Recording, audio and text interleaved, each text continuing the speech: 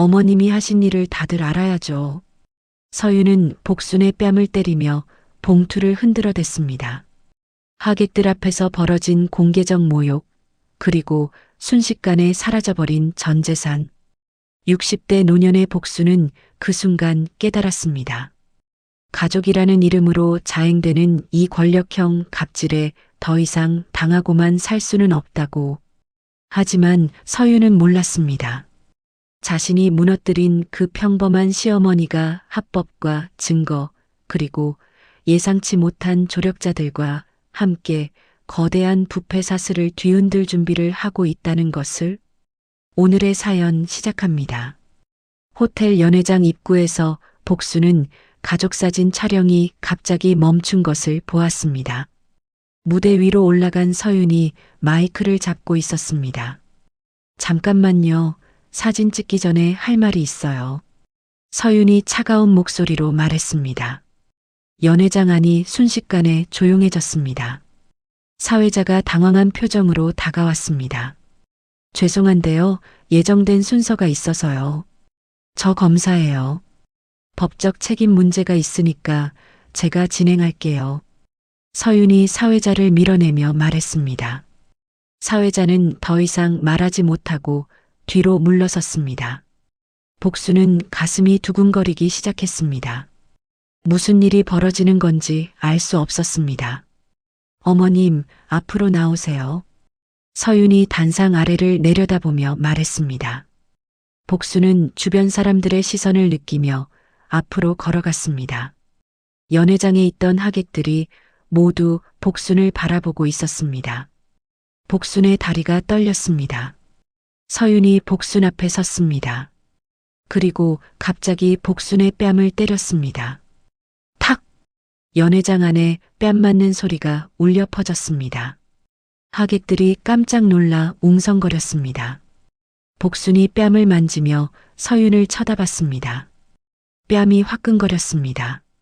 이게 뭐 하는 짓이야? 어머님이 하신 일을 다들 알아야죠. 서윤이 봉투 하나를 들어 올렸습니다. 봉투 안에서 서류 뭉치가 보였습니다. 이 서류들 보세요. 어머님 명의로 된 계좌하고 부동산 얘기예요. 호텔 총지배인이 급히 다가왔습니다. 손님, 이런 일은 밖에서 하시는 게 좋겠는데요. 제가 검사라고 했잖아요. 법적 문제가 있는 일이니까 여기서 정리할게요. 서윤이 총지배인을 노려보며 말했습니다. 총지배인은 더 이상 말하지 못했습니다. 별실로 가죠, 어머님. 서윤이 복순의 팔을 잡아 끌었습니다.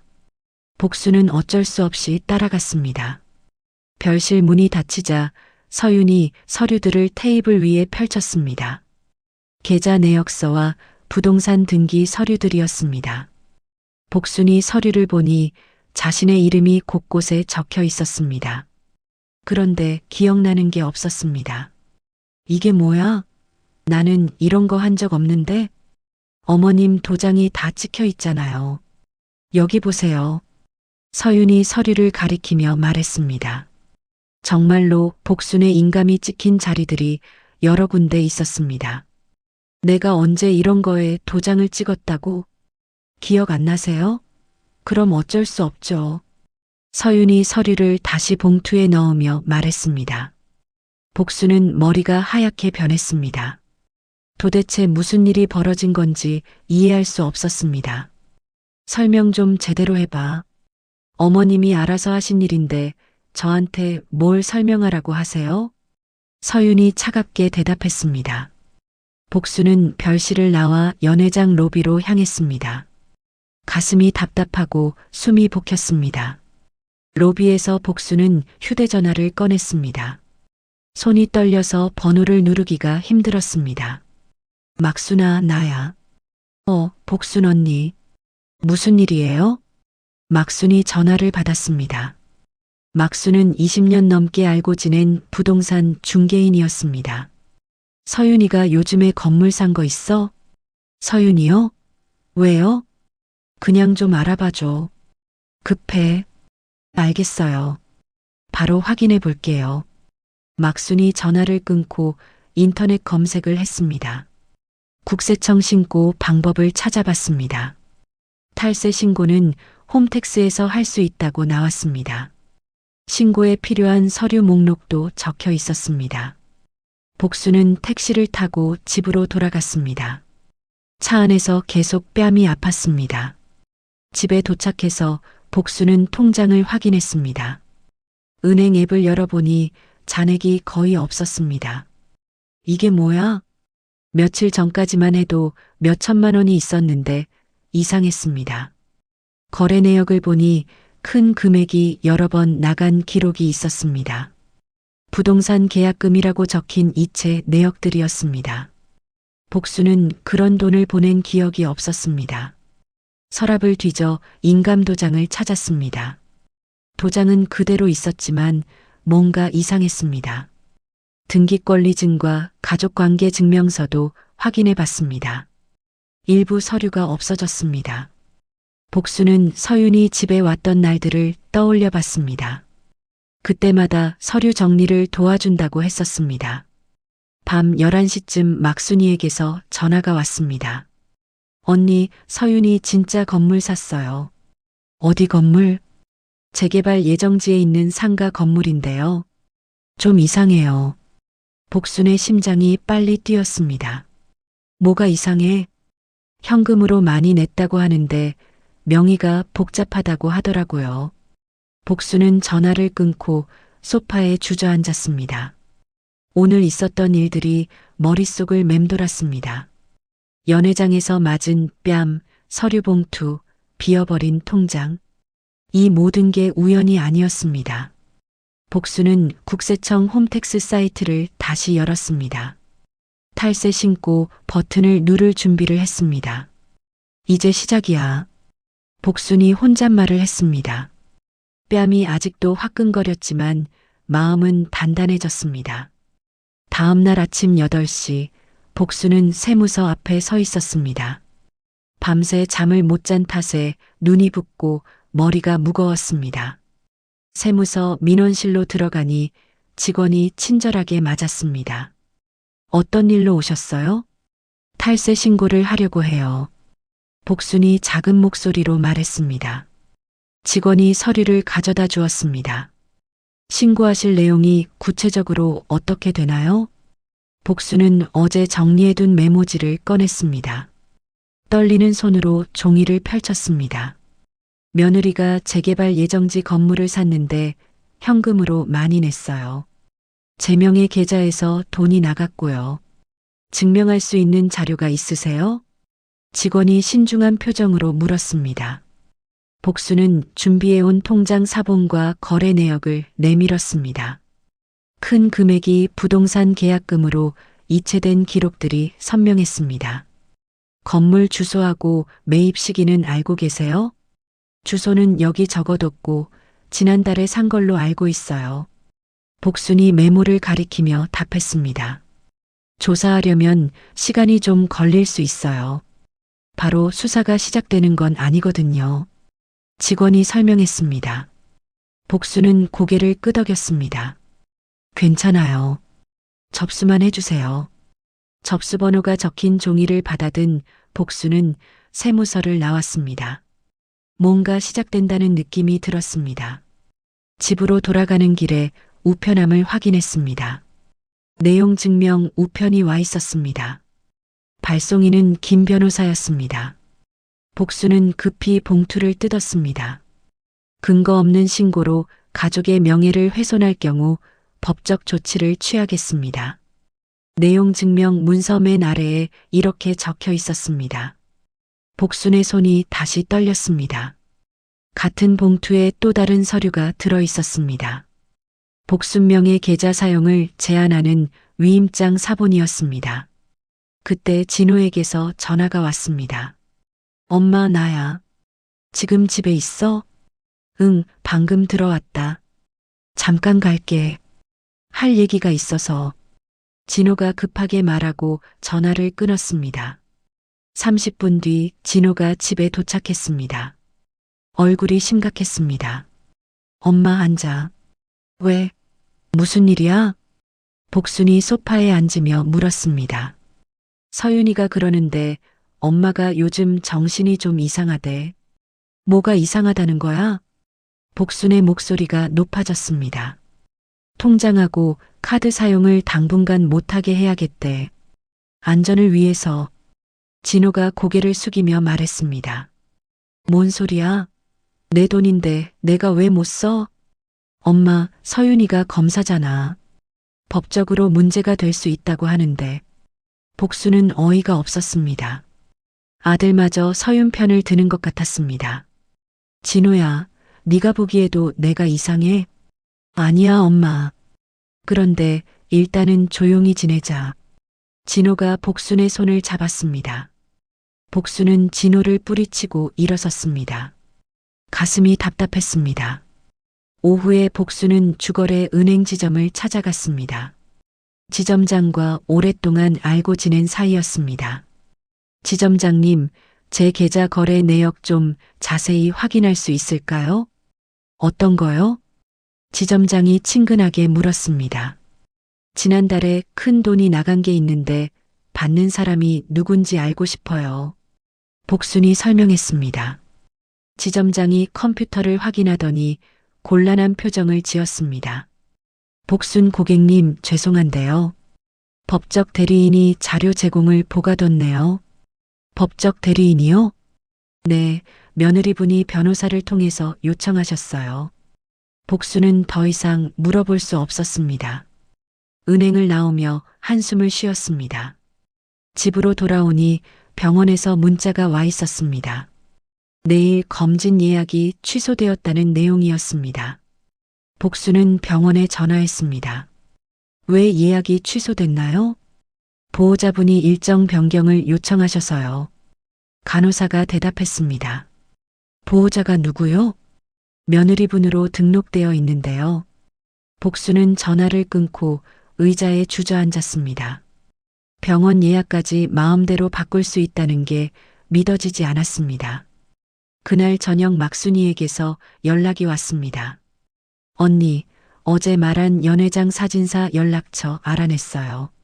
정말 고마워. 복순이 반갑게 말했습니다. 그런데 그 사진사가 좀 이상한 소리를 하더라고요. 뭔 소리? 원본 사진 관리하라는 요청이 들어왔대요. 검사 쪽에서요. 복순의 얼굴이 굳었습니다. 연회장 사진까지 손을 쓰고 있다는 뜻이었습니다. 사진을 못 보게 하려나? 그런 것 같아요. 언니 조심하세요. 복순은 전화를 끊고 창밖을 바라봤습니다. 집 앞에 낯선 차 한 대가 주차되어 있었습니다. 며칠 전부터 그 차가 자주 보였습니다. 누가 보고 있는 것 같은 느낌이 들었습니다. 복순은 커튼을 내리고 불을 껐습니다. 어제까지만 해도 평범한 일상이었는데 모든 게 달라졌습니다. 계좌 사용 금지, 병원 예약 취소, 사진 원본 관리. 이 모든 게 하루 만에 일어났습니다. 복순은 세무서 접수증을 다시 확인했습니다. 번호가 선명하게 적혀 있었습니다. 포기하지 마. 복순이 작은 목소리로 혼잣말했습니다. 이제 시작일 뿐이었습니다. 사흘 뒤 오후 복순은 반찬가게 앞을 청소하고 있었습니다. 바닥에 물을 뿌리고 빗자루로 쓸고 있는데 낯선 남자가 다가왔습니다. 혹시 복순 할머님이세요? 40대 중반 정도로 보이는 남자였습니다. 정장 차림의 서류 가방을 들고 있었습니다. 누구세요? 복순이 빗자루를 세우며 물었습니다. 민호라고 합니다.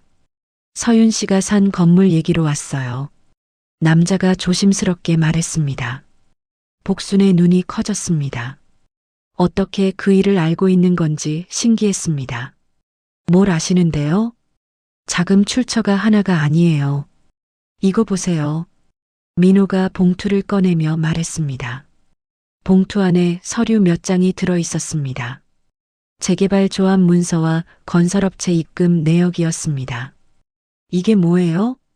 복순이 서류를 받아보며 물었습니다. 서윤 씨 건물 매입하기 전후로 이상한 돈 이동이 있었어요. 민호가 서류의 숫자들을 가리켰습니다. 복수는 서류를 자세히 봤지만 이해하기 어려웠습니다. 계좌번호와 금액, 날짜들이 빼곡히 적혀 있었습니다. 이걸 어떻게 구하셨어요? 그건 나중에 설명드릴게요. 일단 이 자료를 안전하게 보관하세요. 민호가 급하게 말했습니다. 복수는 휴대전화로 서류들을 사진 찍기 시작했습니다. 한 장씩 꼼꼼하게 촬영했습니다. 그때 검은색 승용차 한 대가 가게 앞에 멈췄습니다. 정장 입은 남자 둘이 내렸습니다. 어르신, 잠깐 이야기 좀 할까요? 한 명이 다가오며 말했습니다. 손에 신분증을 들고 있었습니다. 김 변호사고 이쪽은 경찰관이에요. 변호사가 소개했습니다.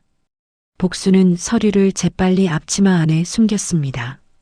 민호도 뒤로 물러섰습니다. 무슨 일이세요? 복순이 떨리는 목소리로 물었습니다. 개인정보를 무단으로 수집하고 허위 사실을 퍼뜨리셨다고 해서요. 변호사가 차가운 표정으로 말했습니다. 전 그런 거 안 했는데요. 증거가 있어요. 같이 가서 얘기해요. 경찰관이 복순의 팔을 잡으려 했습니다. 주변 상인들이 하나둘 나와서 구경하기 시작했습니다. 반찬가게 단골 손님들도 몰려들었습니다. 왜 우리 복순 언니를 잡아가려고 해요? 옆가게 미자가 큰 소리로 물었습니다. 범죄 혐의가 있어서요. 변호사가 대답했습니다. 무슨 범죄요? 반찬 팔다가 무슨 범죄를 저질러요? 미자가 화를 내며 말했습니다. 경찰관이 변호사와 잠깐 이야기를 나눈 뒤 돌아왔습니다. 당장 체포할 사유는 부족하네요. 경찰관이 변호사에게 말했습니다. 그럼 일단 이번엔 그냥 가죠. 변호사가 아쉬운 표정을 지었습니다. 다음엔 꼭 같이 가실 거예요. 보호자 동의도 이미 받아뒀거든요. 변호사가 복순을 노려보며 말했습니다. 보호자 동의요? 복순이 놀라서 물었습니다. 아들분이 동의하셨어요. 어머님 안전을 위해서요. 변호사가 웃으며 대답했습니다. 두 사람이 차를 타고 떠난 뒤 복수는 주민센터로 향했습니다. 보호자 동의가 뭔지 확인하고 싶었습니다. 민호는 어느새 사라져 있었습니다. 주민센터 민원실에서 복수는 직원에게 물었습니다. 후견인이나 보호자 관련 서류를 누가 낼 수 있나요? 가족이면 가능하죠. 어떤 일이세요? 직원이 친절하게 답했습니다. 제 동의 없이 누가 서류를 냈는지 확인하고 싶어요. 그럼 열람 신청을 하세요. 본인 기록은 볼 수 있어요. 복수는 열람 신청서를 작성했습니다. 손이 떨려서 글씨가 삐뚤삐뚤했습니다. 집으로 돌아가는 길에 막순이에게서 전화가 왔습니다. 언니, 큰일 났어요. 왜? 뭔 일이야? 복순이 급히 물었습니다. 연회장 사진 일부가 지워졌대요. 뭐가 지워졌다고? 그 뺨 맞는 장면이랑 서류 봉투 흔드는 장면이요. 복순의 다리에 힘이 빠졌습니다. 증거들이 하나씩 사라지고 있었습니다. 언제 지워졌대? 어제 밤이래요. 사진사가 누가 와서 지우라고 했다는데요. 복수는 집에 도착해서 민호가 준 서류들을 다시 확인했습니다. 앞치마에서 꺼낸 종이들이 구겨져 있었습니다. 사진으로 찍어둔 것들을 하나씩 확인해 봤습니다. 계좌번호, 날짜, 금액들이 선명하게 보였습니다. 그날 밤 11시쯤 집 밖에서 차 소리가 들렸습니다. 창문 사이로 내다보니 흰색 승합차가 서 있었습니다. 차에서 두 사람이 내렸습니다. 한 명은 요양원 직원 같은 옷을 입고 있었습니다. 복수는 현관문을 확인했습니다. 도어락 소리가 삐삐 울렸습니다. 누군가 비밀번호를 누르고 있는 것 같았습니다. 복수는 민호가 준 서류들을 재빨리 화장실 변기통 뒤에 숨겼습니다. 현관문이 열렸습니다. 다음 날 아침 복수는 용역 사람들이 떠난 뒤 곧바로 법률구조공단으로 향했습니다. 밤새 잠을 못 잔 탓에 얼굴이 창백했습니다. 요양원에 강제로 보낼 수 있나요? 복순이 상담 직원에게 물었습니다. 바로는 안 되고요. 여러 절차가 필요해요. 직원이 설명했습니다. 어떤 절차요? 정신과 진단, 가족 동의, 지자체 승인 같은 거요. 복수는 안도했습니다. 당장 끌려갈 일은 없다는 뜻이었습니다. 상담을 마치고 나오는데 복도에서 안내판을 봤습니다. 무료 세무상담이라고 적혀 있었습니다. 복수는 세무상담실을 찾아갔습니다. 50대 초반으로 보이는 여자가 앉아 있었습니다. 안녕하세요. 정이라고 해요. 여자가 친근하게 인사했습니다. 저는 복순이에요. 세금 문제로 상담 받으러 왔어요. 복순이 자리에 앉으며 말했습니다. 어떤 문제세요? 정희가 물었습니다. 복순은 며느리가 자신 명의로 건물을 샀다고 설명했습니다. 민호가 준 자료도 보여줬습니다. 정희가 서류를 보더니 눈이 커졌습니다. 이건 단순한 가족 싸움이 아니에요. 뭐가 다른가요? 복순이 궁금하게 물었습니다. 차명 부동산의 허위 차용증, 부가세까지 빠뜨린 것 같아요. 정희가 심각한 표정으로 말했습니다. 그게 뭐예요? 쉽게 말하면 탈세 구조라는 뜻이에요. 복수는 정희의 설명을 들으며 고개를 끄덕였습니다.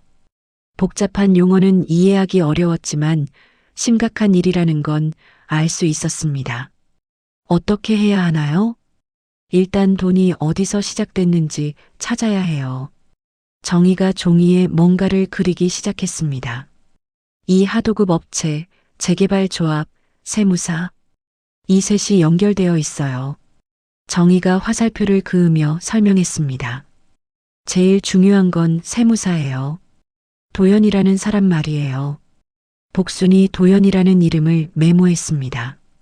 재개발 조합 사무실에 가서 공개 자료부터 확인해 보세요. 정희가 계획표를 써주며 말했습니다. 복수는 정희가 써준 주소를 찾아 재개발 조합 사무실로 갔습니다. 낡은 건물 2층에 있었습니다. 회의록 좀 볼 수 있나요? 복순이 사무장에게 물었습니다. 왜요? 사무장 춘식이 의심스럽게 바라봤습니다. 저도 조합원이거든요. 복순이 거짓말을 했습니다. 아, 그러세요? 그럼 공개 가능한 것만 보여드릴게요.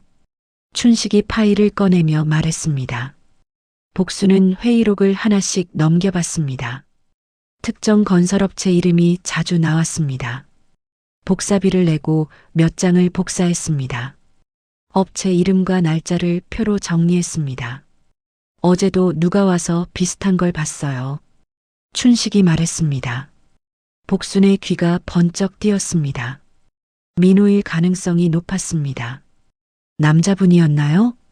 네, 정장 입은 중년 남자요. 복수는 더 이상 묻지 않았습니다. 혹시 누군가 지켜보고 있을지도 모르니까요. 집으로 돌아오니 진호가 기다리고 있었습니다. 서윤도 함께 와 있었습니다. 엄마, 가족회의 해야겠어. 진호가 심각한 표정으로 말했습니다. 뭔 회의? 복순이 경계하며 물었습니다. 엄마 휴대전화 바꿔야 할 것 같아. 서윤이 차가운 목소리로 말했습니다. 왜 내 전화기를 바꿔? 복순의 목소리가 높아졌습니다. 이상한 사람들이 자꾸 연락하잖아요. 누가 이상한 사람이야? 어머님이 만난 그 남자 말이에요. 민호라는 사람. 서윤이 민호의 이름을 정확히 알고 있었습니다. 복수는 소름이 돋았습니다. 감시당하고 있다는 걸 확실히 알 수 있었습니다. 그 사람이 뭘 어쨌다고? 어머님을 이용하려는 거예요. 서윤이 단호하게 말했습니다. 복수는 정희가 써준 계획표와 조합 자료를 가방 깊숙이 넣었습니다. 절대 들키면 안 되는 것들이었습니다. 전화기는 안 받고 복순이 고집을 부렸습니다. 그럼 번호라도 바꿔요. 진호가 타협안을 제시했습니다. 복수는 어쩔 수 없이 고개를 끄덕였습니다. 완전히 거부하면 더 의심받을 것 같았습니다. 회의가 끝난 뒤 복수는 화장실에서 민호 연락처를 확인했습니다. 며칠 전에 받아둔 번호였습니다. 메시지를 보냈습니다. 세무사 도연 찾아야 해요. 30분 뒤 답장이 왔습니다. 도연이 증거 정리 중입니다. 조심하세요. 복수는 메시지를 지우고 휴대전화를 끊었습니다. 이제 싸움의 방향이 정해졌습니다. 도연이라는 세무사가 열쇠였습니다. 며칠 뒤 복수는 정희가 소개해준 회계사 지훈을 만나러 갔습니다. 30대 후반의 젊은 남자였습니다. 어르신, 통장 내역 정리해 드릴게요. 지훈이 친절하게 말했습니다. 복수는 준비해온 통장 사본들을 내밀었습니다. 지난 6개월간의 거래 내역이었습니다. 이거 보세요. 돈이 나간 시기가 규칙적이에요. 지훈이 컴퓨터 화면을 보여주며 설명했습니다. 어떻게 규칙적이에요? 복순이 화면을 들여다보며 물었습니다. 매월 25일쯤에 큰 금액이 나갔어요. 마치 월급 주듯이요. 지훈이 날짜들을 가리켰습니다. 그럼 이 돈이 다 사라진 건가요? 아니에요. 일부는 아직 차명 계좌에 묶여 있을 거예요. 지훈이 희망적으로 말했습니다. 복수는 마음이 조금 놓였습니다. 전부 다 잃은 건 아니었습니다. 이틀 뒤 복수는 오랫동안 문을 닫았던 반찬 가게를 다시 열었습니다. 동네 사람들이 반가워했습니다. 복순 언니, 어디 갔다 왔어요? 단골 손님 미자가 물었습니다. 좀 바쁜 일이 있었어. 복순이 웃으며 대답했습니다. 가게를 다시 시작하면서 복수는 모든 거래를 영수증으로 남겼습니다. 작은 돈도 빼먹지 않고 기록했습니다. 언니, 왜 이렇게 꼼꼼하게 해요? 미자가 신기해했습니다. 그냥 습관이야. 복순이 대수롭지 않게 말했습니다. 사실은 서윤이 자신을 돈을 숨기는 사람으로 만들까봐 걱정됐습니다. 깨끗한 거래 기록이 필요했습니다. 점심때 재개발 현장에서 일하는 상도가 가게에 들렀습니다. 40대 중반의 일용직 근로자였습니다. 아줌마, 김밥 하나 주세요. 상도가 흙먼지를 털며 말했습니다. 복순이 김밥을 싸주면서 물었습니다. 현장에서 일 어때요? 힘들죠. 그런데 요즘 좀 이상해요. 상도가 김밥을 한 입 베어 물며 말했습니다. 뭐가 이상한데요? 돈을 봉투로 주는 업체가 있어요. 상도의 말에 복순의 귀가 번쩍 띄었습니다. 어떤 업체요? 태산건설이라고 하는데 매달 현금 봉투를 돌려요. 복순은 그 업체 이름을 기억해뒀습니다. 민호가 준 서류에서 본 이름이었습니다. 언제쯤 그런 일이 있었어요? 지난달 말이랑 이번 달 초요. 정확한 날짜도 기억나는데 상도가 생각하며 말했습니다. 복수는 달력을 꺼내서 상도에게 보여줬습니다. 여기 표시해 주실 수 있어요? 상도가 펜으로 날짜 2개의 동그라미를 쳤습니다. 지훈이 말한 돈 나간 날짜와 비슷했습니다. 다음 날 현장 식당 주인 복자가 가게에 왔습니다. 50대 후반의 억센 여자였습니다. 복순 언니, 김치 좀 주세요. 복자가 큰 통을 들고 왔습니다. 복자야, 너희 식당에도 현금으로 결제하는 업체 있어? 복순이 자연스럽게 물어봤습니다. 있죠. 태산건설이 그래요. 복자가 바로 대답했습니다. 자주 그래요? 한 달에 2번 정도 큰 돈을 현금으로 내더라고요. 복순의 심장이 뛰기 시작했습니다. 서로 다른 사람들이 같은 얘기를 하고 있었습니다. 그날 저녁 자재 납품업자 태식도 가게에 들렀습니다.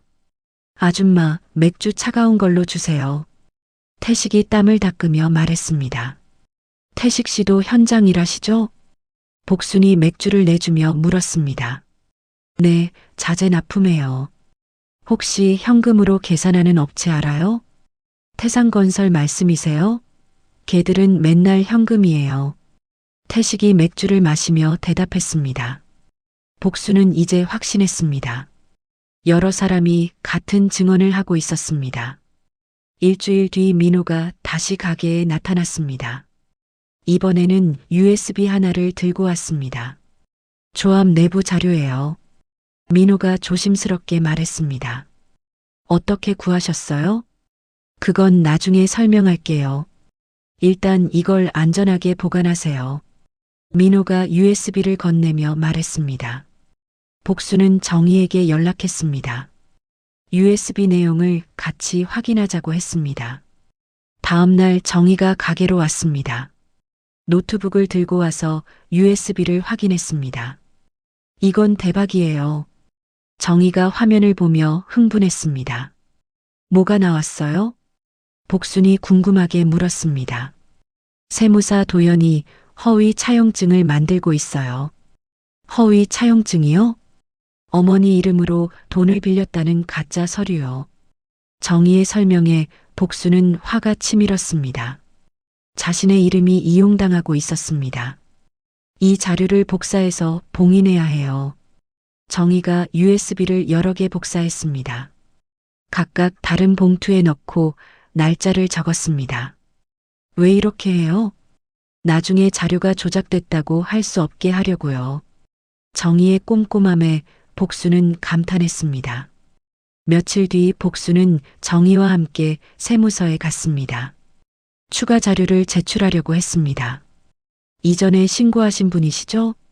담당자가 기억하며 말했습니다.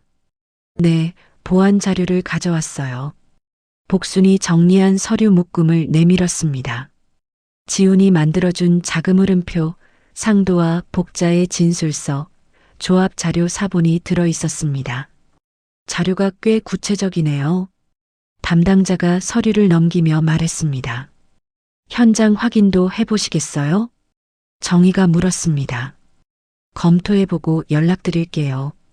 담당자가 신중하게 답했습니다. 일주일 뒤 세무서에서 전화가 왔습니다. 현장 확인 일정을 잡으려고 합니다. 담당자가 말했습니다. 복순의 가슴이 뛰었습니다. 드디어 조사가 시작되는 것 같았습니다. 그날 저녁 서윤이 기자를 만나고 있다는 소문이 들렸습니다. 복순을 나쁜 시어머니로 만들려는 것 같았습니다. 하지만 복순은 걱정하지 않았습니다. 이제 증거가 있었으니까요. 현장 확인 일정 통보를 받은 다음 날 아침, 복순은 갑자기 가슴이 조여오는 걸 느꼈습니다. 반찬 가게에서 김치를 담그던 중이었습니다. 아이고, 숨이 안 쉬어져. 복순이 가슴을 움켜쥐며 바닥에 주저앉았습니다. 옆에서 일하던 미자가 깜짝 놀랐습니다. 언니, 왜 그래요? 미자가 급히 달려와 복순을 부축했습니다. 119에 신고해요. 미자가 큰 소리로 외쳤습니다. 구급차가 도착했을 때 복순은 의식을 잃고 있었습니다. 응급실로 실려간 복순 옆에는 진호가 먼저 와 있었습니다. 아들이세요? 간호사가 진호에게 물었습니다. 네, 보호자입니다. 진호가 서류를 꺼내며 답했습니다. 서윤도 곧 병원에 도착했습니다. 손에 여러 서류를 들고 있었습니다. 담당의 선생님, 환자가 최근에 정신적으로 불안정했어요. 서윤이 의사에게 말했습니다. 어떤 증상이 있었나요? 과대망상이랑 피해의식이 심했어요. 서윤이 차분하게 설명했습니다. 의사가 고개를 끄덕이며 차트에 뭔가 적었습니다. 정신과 협진이 필요할 것 같네요. 그렇게 해주세요. 서윤이 만족한 표정으로 말했습니다. 1시간 뒤 복순이 의식을 되찾았습니다. 병실 침대에 누워 있었습니다. 어머님, 괜찮으세요? 진호가 걱정스럽게 물었습니다. 여기가 어디야? 복순이 약한 목소리로 물었습니다. 병원이에요. 심장에 이상이 있어서요. 서윤이 대답했습니다. 그때 원무과 직원이 병실에 들어왔습니다. 보호자 서류에 문제가 있는데요. 직원이 서류를 들고 말했습니다. 뭐가 문제예요? 서윤이 날카롭게 물었습니다. 서명이 환자분 것과 다른 것 같아서요. 원무과 직원이 조심스럽게 말했습니다. 제가 검사해요. 법적으로 문제없게 처리해 주세요. 서윤이 신분증을 보여주며 압박했습니다. 아, 네. 알겠습니다. 원무과 직원이 당황하며 나갔습니다. 복수는 서윤이 하는 말을 듣고 있었지만 힘이 없어서 말할 수 없었습니다. 가슴에 붙은 심전도 선들이 거슬렸습니다. 그날 오후 서윤은 가정법원에 또 다른 서류를 제출했습니다. 손자 양육권 관련 임시조치 신청이었습니다. 할머니가 정신적으로 불안정해서 아이에게 해로울 수 있어요. 서윤이 법원 직원에게 설명했습니다. 저녁 때 정희가 병원으로 달려왔습니다. 막순이가 연락해 준 것이었습니다. 복순 씨, 괜찮으세요? 정희가 숨을 헐떡이며 물었습니다. 정희야, 다행이다. 복순이 정희를 보고 안도했습니다. 보호자 변경 서류를 써야 해요. 정희가 가방에서 서류를 꺼냈습니다. 뭔 서류예요? 의료진하고 상의할 권한을 되찾는 거예요. 정희가 설명해주며 펜을 건넸습니다. 복순이 떨리는 손으로 서명했습니다. 이름을 쓰는 것도 힘들었습니다. 그때 병실 문이 열리며 민호가 들어왔습니다. 얼굴에 멍이 들어 있었습니다. 무슨 일이에요? 정희가 놀라며 물었습니다. 누군가한테 쫓겨서 다쳤어요. 민호가 팔을 감싸며 말했습니다. 중요한 얘기가 있어요. 도연이 오늘 밤에 자료를 정리해서 제출한대요. 뭔 자료요? 복순이 간신히 물었습니다. 허위 차용증이요. 그게 통과되면 조사 방향이 완전히 바뀔 거예요. 민호가 급하게 설명했습니다. 복순은 가슴이 다시 조여오는 걸 느꼈습니다. 시간이 얼마 남지 않았다는 뜻이었습니다. 어떻게 해야 해요?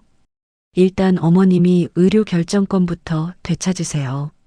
정희가 원무과에 전화했습니다. 보호자 변경 신청서를 접수하려고 합니다. 1시간 뒤 원무과 직원이 다시 왔습니다. 이번에는 과장도 함께였습니다. 보호자를 바꾸시겠다고요?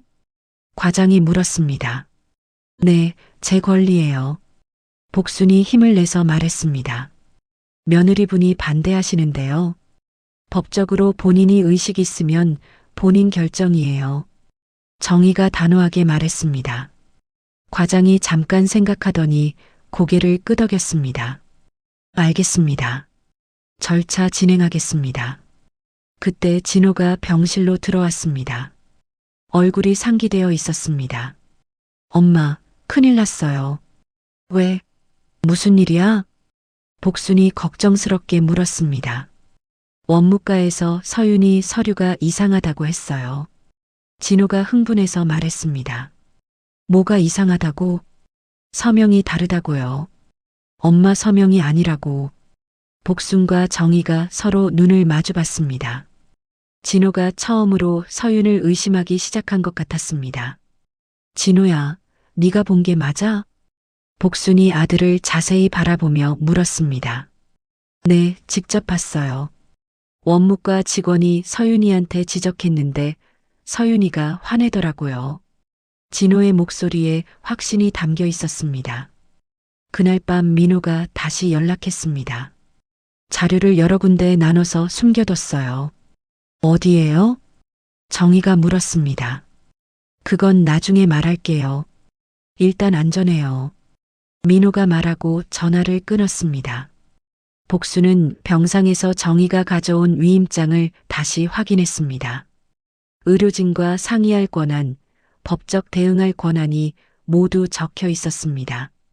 이제 싸울 준비가 됐어요. 정희가 복순의 손을 잡으며 말했습니다. 복순은 비록 병상에 누워 있었지만 마음만큼은 단단했습니다. 서윤의 계획이 틀어지기 시작한 것을 느낄 수 있었습니다. 도연이 자료 제출하기 전에 우리가 먼저 움직여야 해요. 복순이 약한 목소리지만 확신에 찬 어조로 말했습니다. 결정적인 순간이 다가오고 있었습니다. 다음 날 오후 복순은 퇴원 직후 곧바로 정희와 함께 세무서로 향했습니다. 아직 몸이 완전히 회복되지 않아 걸음이 느렸습니다. 어르신, 괜찮으세요? 정희가 복순의 팔을 부축하며 걱정스럽게 물었습니다. 괜찮아. 이럴 때가 아니야. 복순이 힘을 내며 대답했습니다. 세무서 면담실에서 담당자가 기다리고 있었습니다. 책상 위에 복순의 신고 파일이 두툼하게 쌓여 있었습니다. 병원에서 무슨 일이 있으셨다고요? 담당자가 관심 있는 표정으로 물었습니다. 보호자 서류를 조작하려고 했어요. 복순이 병원에서 있었던 일을 차근차근 설명했습니다. 정희가 준비해온 원무과 기록과 보호자 변경 서류를 함께 제출했습니다.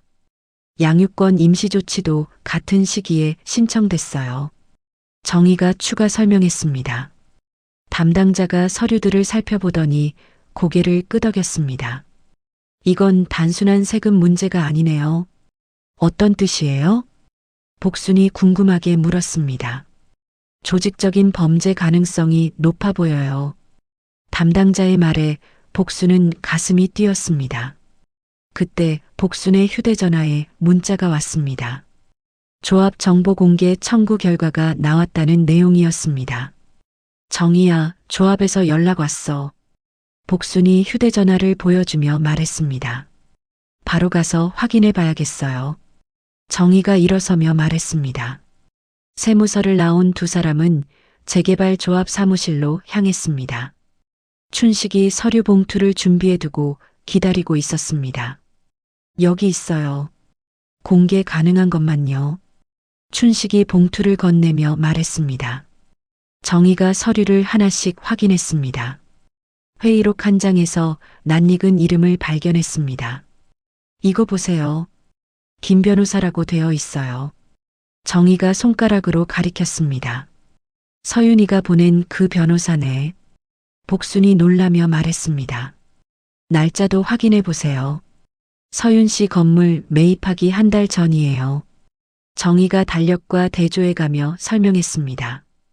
그 시각 진호는 세무사 도연의 사무실을 찾아가고 있었습니다. 며칠째 마음이 복잡했습니다.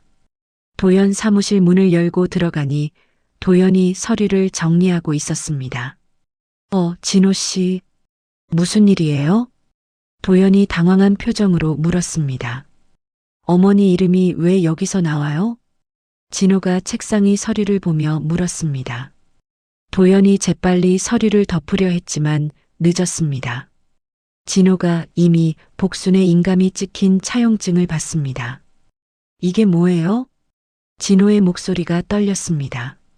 아, 그거요? 서윤 씨가 정리하라고 해서요. 도연이 얼버무리며 대답했습니다. 언제 어머니가 이런 거에 도장을 찍었어요? 그건 서윤 씨한테 물어보세요. 도연이 회피하려 했습니다. 진호는 휴대전화를 꺼내 서류 제목과 도연의 출입 기록을 촬영했습니다. 손이 떨렸지만 놓칠 수 없는 증거였습니다. 뭐 하는 거예요? 도연이 제지하려 했습니다. 증거 확보하는 거예요. 진호가 단호하게 말하고 사무실을 나왔습니다. 30분 뒤 진호는 복순에게 전화했습니다. 엄마, 큰일이에요. 왜? 무슨 일이야? 복순이 급히 물었습니다. 도연이 사무실에서 엄마 도장 찍힌 가짜 서류 봤어요. 진호의 목소리에 분노가 섞여 있었습니다. 정말이야? 네, 사진도 찍어뒀어요. 복순은 정희와 눈을 마주봤습니다. 드디어 결정적 증거를 잡았습니다. 진호야, 바로 여기로 와. 복순이 조합 사무실 주소를 알려주었습니다. 1시간 뒤 진호가 도착해 휴대전화 사진들을 보여줬습니다. 복순의 인감이 선명하게 보이는 서류들이었습니다. 이 자식들이 정말. 복순이 화를 참지 못했습니다. 그때 춘식이 조심스럽게 다가왔습니다. 사실 저도 이상하다고 생각했어요. 춘식이 작은 목소리로 말했습니다. 뭐가 이상했는데요? 정희가 물었습니다. 회의록이랑 실제 회의 내용이 달랐어요. 춘식이 서랍에서 개인 메모를 꺼냈습니다. 이건 제가 따로 적어둔 거예요. 메모에는 회의에서 누락된 내용들이 적혀 있었습니다. 업체 선정 과정에서 이상한 점들이 기록되어 있었습니다. 이것도 가져가세요. 춘식이 메모를 건네며 말했습니다. 왜 갑자기 도와주시는 거예요? 복순이 의심스럽게 물었습니다. 저도 피해자예요. 혼자만 책임지고 싶지 않아요.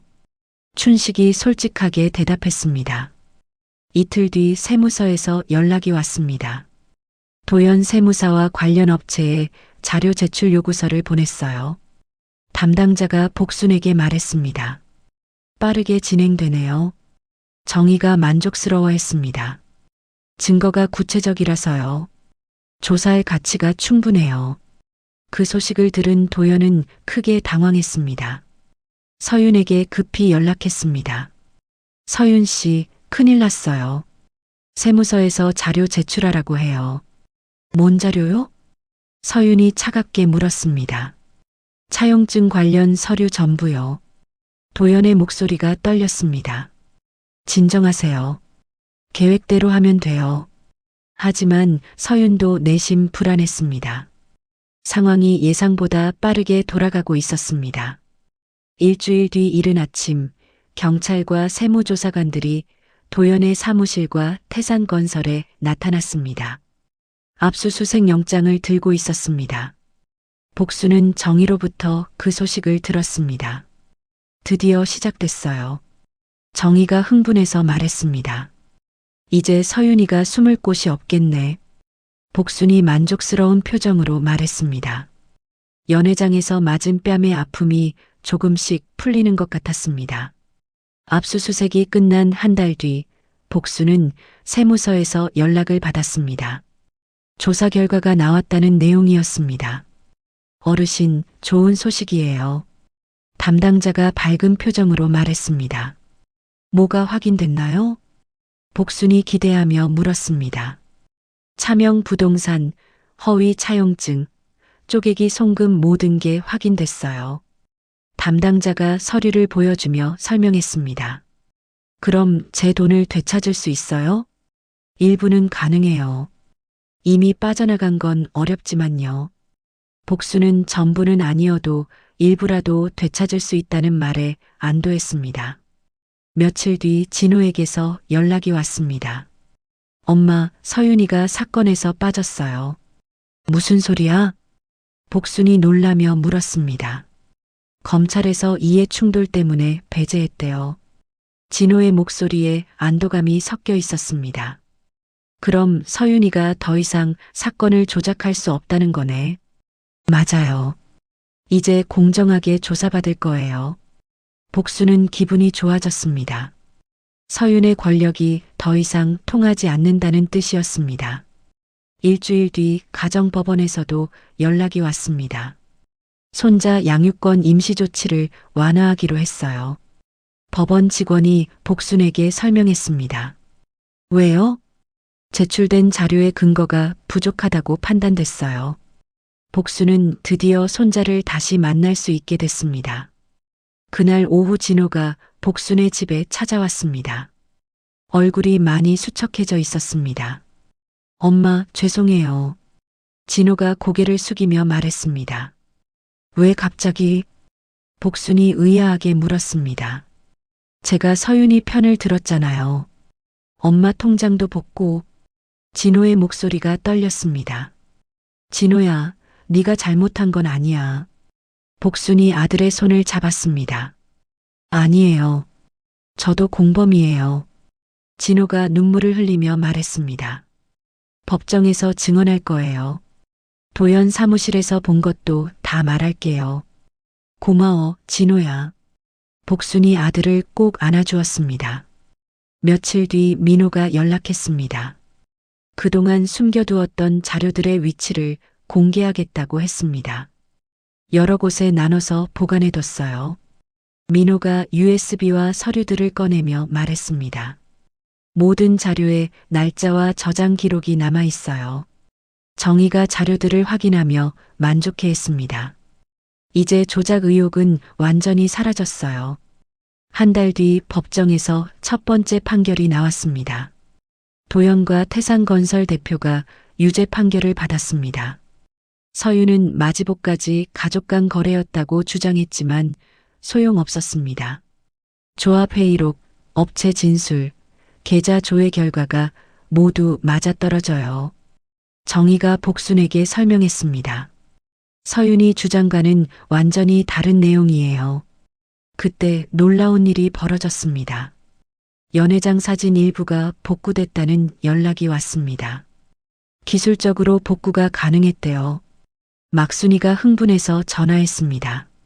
서윤이가 봉투 흔드는 장면이랑 뺨 때리는 장면이 다 나왔어요. 복구된 영상은 법정에 제출됐습니다. 서윤이 공개적으로 복순을 위협한 정황이 명확하게 드러났습니다. 며칠 뒤 최종 판결이 나왔습니다. 복순은 정의와 함께 법원에 갔습니다. 피고인 서윤에게 징역 2년을 선고한다. 판사의 선언에 법정이 조용해졌습니다. 추가로 탈세 및 횡령 관련 손해배상을 명한다. 복순은 가슴이 뭉클했습니다. 연회장에서의 굴욕이 드디어 갚아졌습니다. 한 달 뒤 복순은 일부 재산을 되찾았습니다. 전부는 아니었지만 생활하기에는 충분했습니다. 반찬 가게도 다시 정상적으로 운영하기 시작했습니다. 동네 상인들이 모두 축하해줬습니다. 복순 언니 정말 대단해요.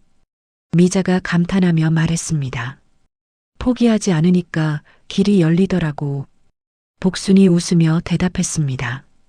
그날 저녁 복순은 정의가 만들어준 계획표와 세무서 접수증을 정리했습니다. 파일에 차곡차곡 넣어 보관했습니다. 일주일 뒤 비슷한 피해를 당한 70대 할머니가 가게를 찾아왔습니다. 저도 며느리가 제 돈을 빼갔어요. 어떻게 해야 하나요? 할머니가 눈물을 흘리며 물었습니다. 복순은 정의의 연락처와 세무서 신고 방법을 알려줬습니다. 절차대로 하고 기록을 남기세요. 그러면 길이 열려요. 복순이 할머니의 손을 잡으며 말했습니다. 감정으로는 안 돼요. 증거와 절차로 싸워야 해요. 그날 밤 복순은 손자와 영상통화를 했습니다. 한 달 만에 보는 손자의 얼굴이었습니다. 할머니, 보고 싶었어요. 손자가 화면 속에서 웃었습니다. 할머니도 보고 싶었어. 복순의 눈에 눈물이 맺혔습니다. 진호도 화면에 나타났습니다. 엄마, 서윤이는 앞으로 법적 제약 때문에 활동이 어려울 거래요. 그래, 이제 우리도 평범하게 살자. 복순이 만족스럽게 말했습니다.